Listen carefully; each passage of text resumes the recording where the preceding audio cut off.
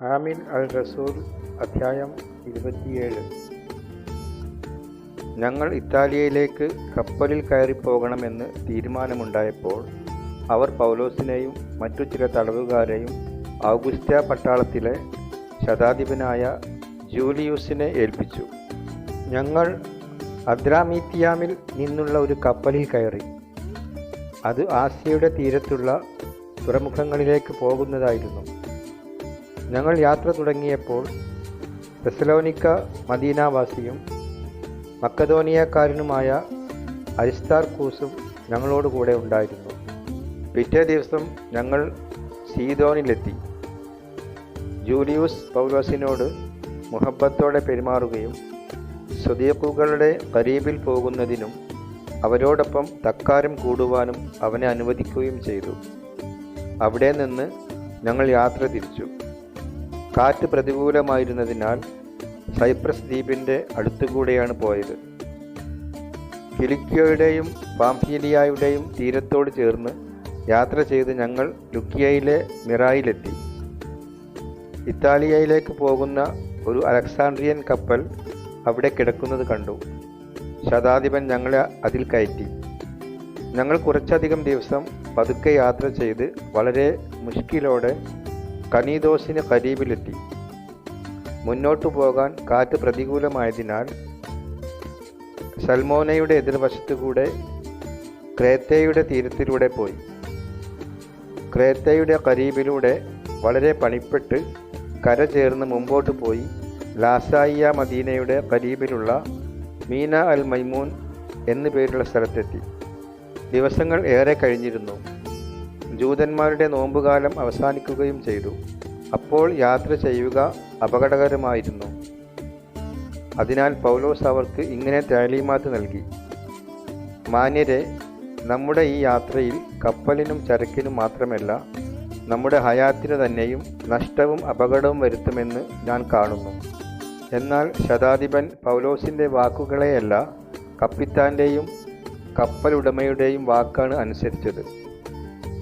ആ തുറമുഖം തണുപ്പുകാലം ചെലവഴിക്കാൻ പറ്റിയതല്ലാത്തതിനാൽ അവിടെ നിന്ന് യാത്ര തുടർന്ന് കഴിയുമെങ്കിൽ ഫീനിക്സിലെത്താൻ ശ്രമിക്കണമെന്ന് അഭിപ്രായത്തെ ഭൂരിപക്ഷം പേരും അനുകൂലിച്ചു.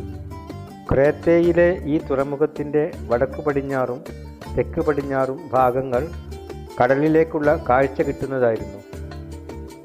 തെക്കൻ കാറ്റ് മന്ദമായി വീശി തുടങ്ങിയപ്പോൾ അവർ വിചാരിച്ചതുപോലെ യാത്ര ചെയ്യാം എന്ന ചിന്തയോടെ അവർ നങ്കൂരമെടുത്ത് ക്രേത്തേ ദ്വീപിൻ്റെ തീരം ചേർന്ന് യാത്ര തുടർന്നു.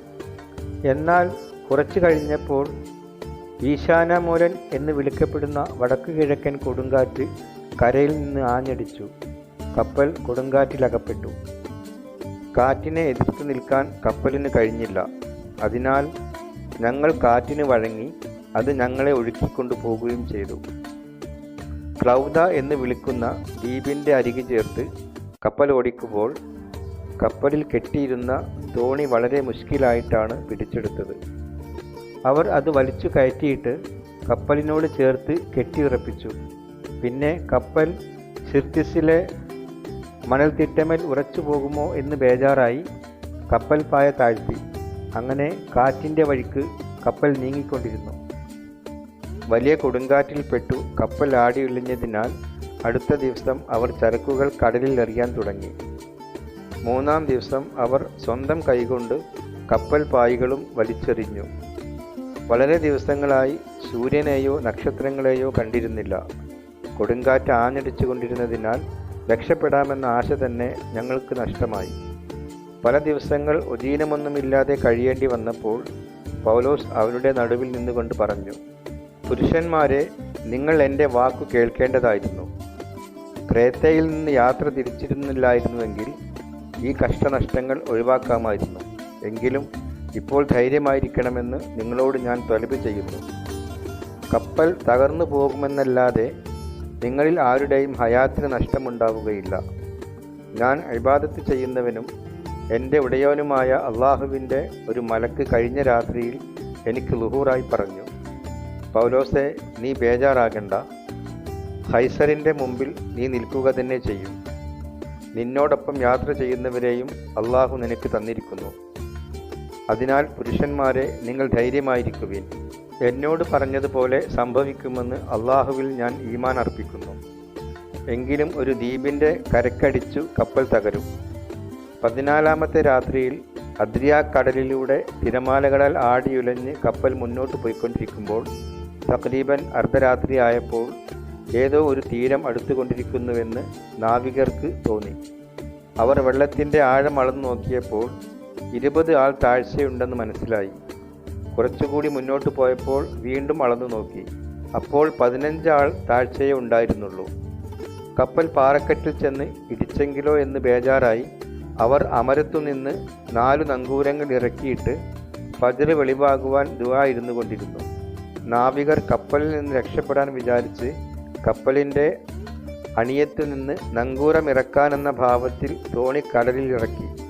പൗലോസ് ശതാധിപനോടും പടയാളികളോടും പറഞ്ഞു, ഇവർ കപ്പലിൽ തന്നെ നിന്നില്ലെങ്കിൽ ആർക്കും രക്ഷപ്പെടാൻ കഴിയുകയില്ല. അപ്പോൾ പടയാളികൾ തോണിയുടെ കയറ് മുറിച്ചു അത് കടലിലേക്ക് തള്ളിയിട്ടു. ഫജ്ർ വെളിവാകാറായപ്പോൾ ഒജീനം കഴിക്കാൻ പൗലോസ് എല്ലാവരോടും പറഞ്ഞു. അവൻ പറഞ്ഞു, നിങ്ങൾ ഒന്നും ഒജീനിക്കാതെ കാത്തിരുന്നു തുടങ്ങിയിട്ട് 14 ദിവസമായല്ലോ. അതുകൊണ്ട് വല്ലതും തിന്നാൻ നിങ്ങളോട് ഞാൻ തലബ് ചെയ്യുന്നു. അതും നിങ്ങൾക്ക് താക്കത്ത് നൽകും. നിങ്ങളിൽ ആരുടെയും ഒരു തലമുടി പോലും കസാരയാവുകയില്ല.